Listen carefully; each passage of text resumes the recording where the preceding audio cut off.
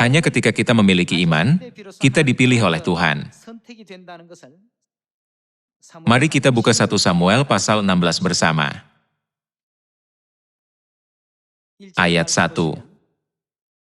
Berfirmanlah Tuhan kepada Samuel, "Berapa lama lagi engkau berduka cita karena Saul?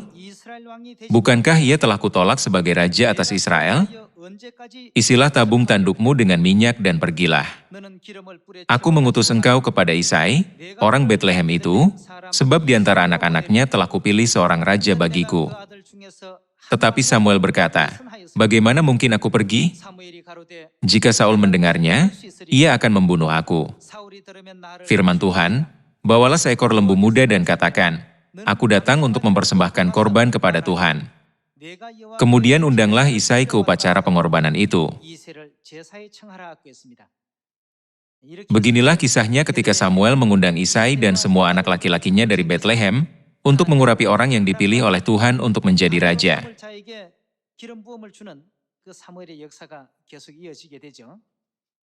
Dia mengundang semua anak laki-laki Isai untuk menentukan siapa yang telah dipilih oleh Tuhan.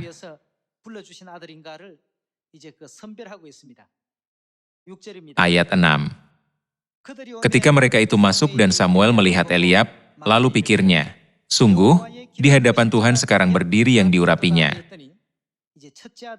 Ketika Samuel melihat Eliab, anak tertua, ia berpikir, pastilah orang ini yang akan diurapi. Ayat 7. Tetapi berfirmanlah Tuhan kepada Samuel, "Janganlah pandang parasnya atau perawakan yang tinggi, sebab aku telah menolaknya. Bukan yang dilihat manusia yang dilihat Allah, manusia melihat apa yang di depan mata, tetapi Tuhan melihat hati." Apa yang dia lihat di dalam hati? Pada akhirnya, dia mencari iman. Orang mungkin menilai berdasarkan tinggi badan, perawakan, atau penampilan luar, tetapi Tuhan telah berkata bahwa hal-hal seperti itu bukanlah kriteria pilihannya. Dia melihat hati. Tuhan melihat iman yang diarahkan kepadanya di dalam hati orang. Mari kita lanjutkan ke ayat 8. Lalu Isai memanggil Abinadab dan menyuruhnya lewat di depan Samuel. Tetapi Samuel berkata, "Orang ini pun tidak dipilih Tuhan." Kemudian Isai menyuruh Syama lewat, tetapi Samuel berkata, "Orang ini pun tidak dipilih Tuhan." Demikianlah Isai menyuruh ketujuh anaknya lewat di depan Samuel, tetapi Samuel berkata kepada Isai, "Semuanya ini tidak dipilih Tuhan." Lalu Samuel berkata kepada Isai, "Inikah anakmu semuanya?"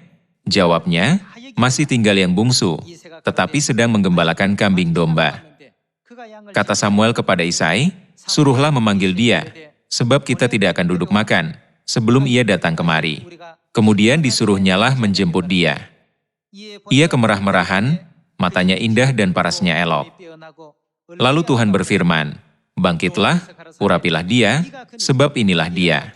Samuel mengambil tabung tanduk yang berisi minyak itu dan mengurapi Daud di tengah-tengah saudara-saudaranya. Sejak hari itu dan seterusnya berkuasalah roh Tuhan atas Daud. Di sini, di antara 8 anak laki-laki Isai di Betlehem, Tuhan menyuruh Samuel untuk mengurapi Daud, anak bungsunya.